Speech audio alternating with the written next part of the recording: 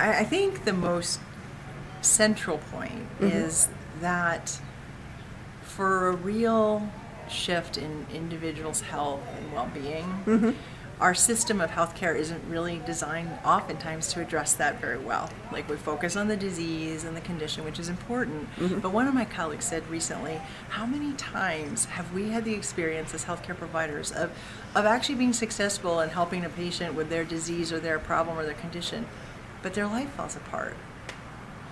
And so he said, we need to give as much attention to the person and their life as we do to their disease and their medical conditions. I thought that's a great way to say it, actually. So from my perspective, I think that message, and I think the patient advocacy programs and the volunteer organizations can help educate the patients themselves to drive that, to say, it's not good enough to just manage my disease. Help me live my fullest life.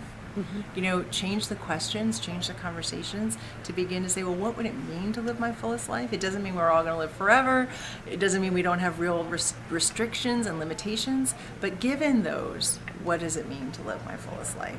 And so I think the most critical thing is helping to change that conversation, and that the health organizations and the volunteer organizations can do that directly with the people, and they can bring it to their providers in a different way. They can be the source and the stimulus for change.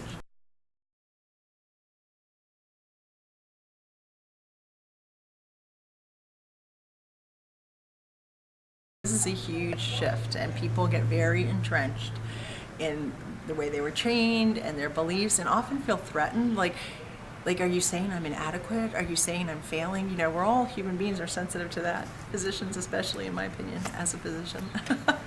So I think that really it helps to say, we have a system that's really good at the disease focus, and we as a system need to broaden what we do and how we think of it. What is our role as healthcare providers in a healthcare organization?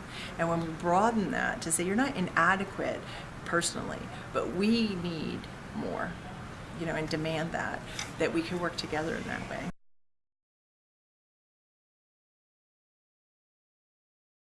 I think the biggest challenge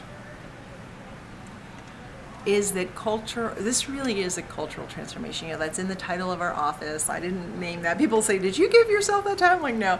And I think it's right. I mean, it is a cultural transformation. And I think the biggest challenge is that takes a lot of time. It's not a quick fix. It will take 10 years easily to just begin to make inroads. And we're in a system with the government and Congress and everybody else, they want, show me now. So it's going to take leadership changes all the time. And so we need a long, sustained commitment to this vision, or we won't succeed. That's probably the biggest barrier. There's a lot of barriers and challenges, but that's probably the biggest one.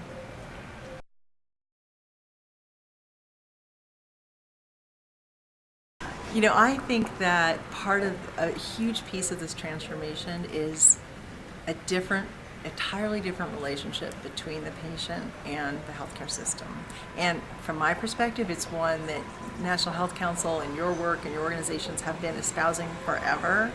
And to understand that you can teach us and help us get to where we need to be is really valuable, and I really believe that. So I look forward to any work we end up doing together. We can do a lot together, so I look forward to that.